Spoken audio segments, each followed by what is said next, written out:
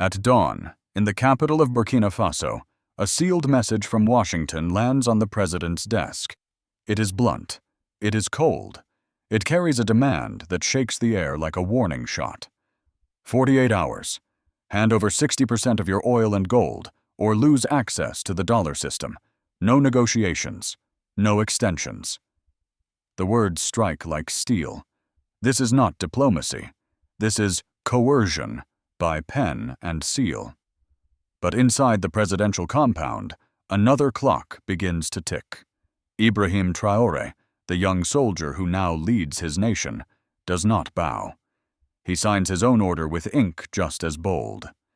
72 hours. Either foreign operators signed to operate under Burkina law, or the mines, the pipelines, and the export routes are shut. No carve-outs. No appeals. 2 clocks. 2 ultimatums. One from the global superpower. One from a nation long dismissed as small, poor, and dependent. Between them lies the future of sovereignty in Africa. This is not theory. This is not a staged drama. It is real. On one wall of the control room in Ouagadougou, 2 countdown timers are mounted side by side. One red, one green, both ticking, both threatening. The question is simple, yet deadly. Which clock wins? Friends, I invite you to stay with me through this story, because what happened in those 72 hours is not only about gold or oil.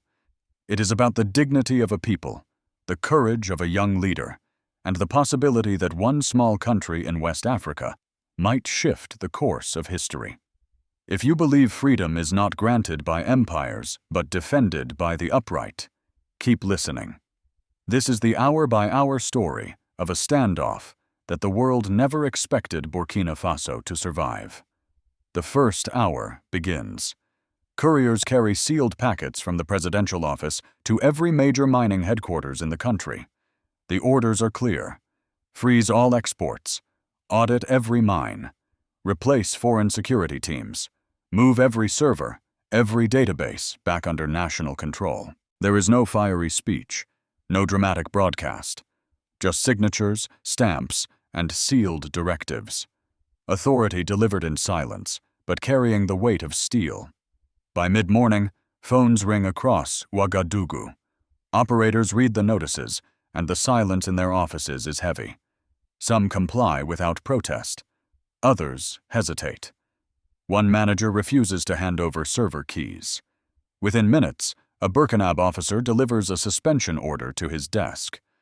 Credentials change hands. Data is redirected into a secure node in the capital. No shouting, no debate, just raw enforcement. At another site, drones sweep the perimeter. Stockpiles of ore are logged from the air. Trucks are grounded until manifests match the new national format. When one convoy tries to force its way through a checkpoint at dusk, soldiers stop it cold. The paperwork does not line up. The convoy is turned back under escort. Hour by hour, reports flow into the control center. 2 foreign operators sign. One hesitates. Another threatens to pull out. For the first time in decades, the balance is shifting. This is not just talk of sovereignty. It is action enforced on the ground. By nightfall, the order feels less like a political statement and more like a new reality. Villagers tune into radios in courtyards and bus stops. Miners stand guard over stockpiles through the night. Elders open local communication channels to alert security forces of any sabotage. Young engineers retrofit small drones into a makeshift surveillance net. It is rough. It is improvised, but it works. And yet, outside the capital, another clock is ticking. The 48-hour ultimatum from Washington. At hour 32, the first blow lands. Test transfers routed through New York banks are blocked, not delayed. Blocked. Inside the control room, the mood tightens. This is not rhetoric anymore. The American ultimatum has teeth. Cash flow begins to seize. Exports stall. Wages for miners and truckers cannot be paid through the normal channels. The system begins to choke. But Traore does not flinch. He orders the backup grid activated, settlement routes through Sahelian banks, barter arrangements in regional currencies, gold for grain swaps pushed forward at lightning speed. It is messy, it is clumsy, but it keeps oxygen flowing.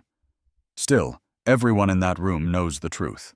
If the dollar channel stays blocked, the 72-hour order may collapse under its own weight. What good is sovereignty if the economy suffocates? By hour 45, tension spills into the streets. Radios broadcast two competing stories.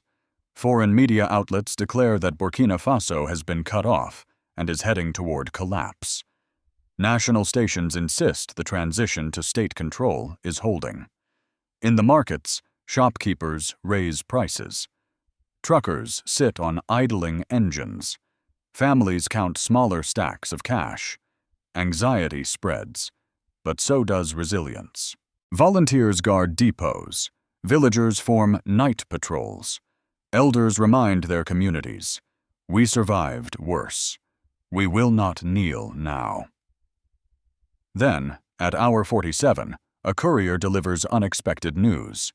The People's Rehistors Fund, a state account created only months before, records its first deposit from gold delivered directly, bypassing the blocked dollar wires.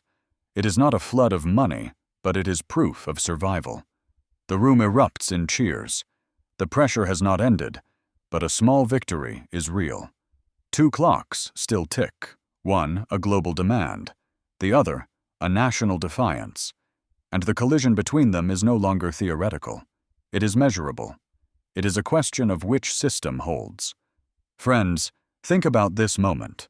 A small country cut from the dollar system, yet still breathing, still fighting. Can such defiance last?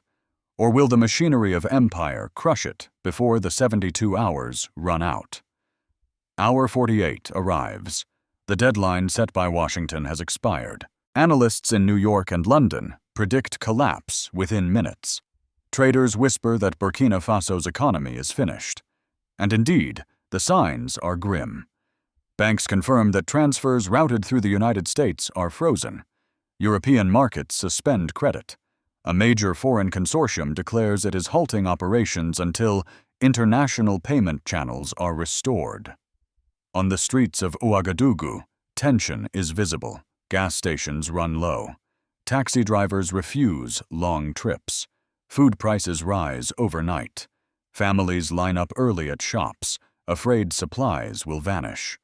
Foreign media call it the beginning of default. Yet inside the control center, President Ibrahim Traoré does not waver. He orders emergency stipends for miners and workers, not in blocked dollars, but in gold-backed local credits. It is not sophisticated. It is not digital, but it pays wages and buys food. One miner in Kaya holds his slip and says, "At least we are still working." That one line spreads faster than any headline. At the same time, armored patrols guard depots and substations. Investigators track suspicious fires and sabotage attempts, and 2 men are arrested tied to foreign contractors. Their capture is broadcast nationwide. The message is simple. Sabotage is not invisible, and it will not go unpunished. Hour 50. The American cutoff has bitten deep, but the Burkina order still stands. Exports are frozen. Mines remain under state audit. Resistance from foreign operators shrinks as more sign the new agreements, unwilling to abandon assets entirely. The map of compliance turns slowly from red to yellow to green. Still, the pressure is enormous. The 72-hour order looks fragile, as if one more shock could break it. Then, at dawn of hour 60, something happens no analyst predicted. A joint statement emerges from Niamey, signed by Mali and Niger. The Sahel Alliance announces a coordinated guarantee. If Burkina Faso's dollar channels are frozen, the bloc will provide immediate settlement in gold and regional currencies. And then the proof arrives. Convoys of trucks roll across the border from Bamako and Niamey, loaded with grain, fuel, and medicine, escorted by Sahelian security. horns blaring, cameras flashing. Villagers line the roads cheering as the convoys enter Burkina Faso. For the first time since the standoff began, the image flips. This is no longer a lonely nation against the world. This is a region closing ranks. Hour 66. Markets in Ouagadougou reopen. Fuel depots refill. Medicine is delivered directly to hospitals. Grain reaches the capital. The scenes are broadcast nationwide. Families watching on old radios hear the convoy's horns and know the siege has been broken. And then comes the most powerful image of all. On the border, Ibrahim Traoré stands shoulder to shoulder with the leaders of Mali and Niger. No speeches, no podiums, just presence. The message is unmistakable. Burkina Faso is not isolated. It is defended. Analysts scramble to revise their predictions. What they once called collapse now looks like the foundation of a new regional order. If the American ultimatum was meant to break Burkina Faso, it has instead fused the Sahel into a bloc. Hour 70. The countdown no longer feels like a death watch. It feels like an unveiling of sovereignty. What began as a gamble by one young leader now carries the weight of 3 nations standing as one. Hour 72. The clocks stop. Instead of silence, the streets of Ouagadougou erupt. Markets open. Radios play victory songs.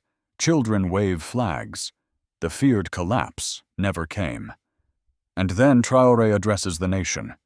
He speaks quietly, without ceremony. We did not ask for permission to be free. We stood, and we made it real. Our gold, our oil, our land will not be decided abroad. We showed that sovereignty is not theory. It is action, enforced hour by hour, until no ultimatum can touch us. For Burkina Faso, this is more than survival. It is a turning point. Wages are paid, convoys roll, villages guard their stockpiles. Across the Sahel, neighbors see proof that unity is stronger than sanctions. And around the world, the image of Africa shifts. From dependency to defiance. From silence to voice. Friends, let me ask you, if a small country with limited means can defy the dollar system for 72 hours and still stand tall, what could happen if an entire continent chose the same path? The 72-hour standoff did not pass like a distant headline. It was lived, hour, by ordinary families in Burkina Faso. In the markets of Ouagadougou, shopkeepers adjusted prices daily. Some feared hoarding, others feared shortages. But when the first Sahel convoys arrived with grain and fuel, a fragile calm returned. Mothers could cook, taxi drivers could fill their tanks, hospitals received boxes of medicine just as supplies were thinning. For everyday citizens, the message was clear. They were not abandoned. In the mining towns, the impact was even sharper. For decades, foreign companies had dominated payroll and contracts. When Washington's cutoff froze dollar payments, many workers expected collapse. Instead, President Traoré's government issued emergency wages through gold-backed local credits. They were not fancy, not electronic. Printed slips tied directly to deposits in the People's Resource Fund. But they bought bread. They bought rice. They bought time. One miner in Kaya lifted his pay slip in front of a crowd and said, "We will not eat dollars. We will eat from our own land." His words spread across radios and courtyards. It became a phrase repeated in markets and whispered in homes. Beyond the economy, the crisis lit a fire of resilience. Villages organized night patrols around depots. Elders volunteered their homes as communication hubs. University students created makeshift monitoring teams using off-the-shelf drones to scan roads and relay information to the capital. What once seemed like a fragile state apparatus began to look like a web of community defense. Inside the government, the 72 hours also changed the balance of power. 2 officials were dismissed after investigators uncovered suspicious transfers linked to the foreign ultimatum. Their removal signaled that internal betrayal would not be tolerated. Loyalty was no longer assumed. It was demanded. The political climate hardened. Traoré's administration tightened its grip on mining permits, revoked non-compliant contracts, and ordered security forces to escort every shipment under the new national rules. It was a declaration that Burkina Faso's resources would no longer be a playground for outsiders or corrupt insiders, but resilience did not erase fear. Families still worried about the next blockade. Traders worried about inflation. Civil servants whispered about possible sabotage from within. And yet, alongside the fear, there was pride. Pride that for the first time in living memory, the government stood firm and did not fold to foreign pressure. At the community level, churches and mosques played a quiet but vital role. Imams and pastors urged patience and unity. In sermons, they reminded the people that survival was not just about money, but about faith and discipline. "If we hold together, no clock from abroad can break us," one preacher said in a packed courtyard. Schools also felt the crisis. Some teachers went unpaid for days, but volunteers kept classes open. In one rural village, children gathered under a tree as their teacher explained the standoff in simple words. "Two clocks are ticking. One is theirs. One is ours. We must make ours stronger." Docs.google. Com document D1RSBLSU 4RSBQDNIY HEDSNLGXZL XPFMKJI8ZDF CG edit USB sharing across the country. Citizens began to see themselves not as passive victims of sanctions, but as active participants in sovereignty. Miners guarding stockpiles, villagers protecting depots, students flying drones, mothers rationing food with dignity. Each act became part of a collective resistance. Politically, the 72 hours forged a sharper identity. Burkina Faso was no longer just a state under siege. It was a symbol of defiance. Opposition voices that once criticized Traoré found themselves muted by the wave of popular support. Even skeptics admitted that the young president had done what few leaders dared: stand against a global superpower and not immediately fall. Yet the price was heavy. Inflation rose. Cash was scarce. Families worried about long-term shortages. The system held, but it was not painless. This is the paradox. The 72 hours strengthened the nation's unity, but it also exposed its vulnerability. A country cannot live forever in defiance without building new systems to replace the old. Traoré's emergency measures bought time, but could they build permanence? Friends, this is the heart of the matter. Sovereignty is not just a speech. It is wages delivered, bread on the table, medicine in the clinic. And in those 72 hours, Burkina Faso showed it could improvise, resist, and survive. But survival is not enough. The real test is whether this spirit can grow into lasting independence. In Washington, the mood after the 72 hours was not celebration. It was frustration. Officials had expected a quick collapse. The ultimatum was designed to choke the arteries of Burkina Faso's economy before any resistance could form. But instead of surrender, they saw survival. The financial cutoff did work.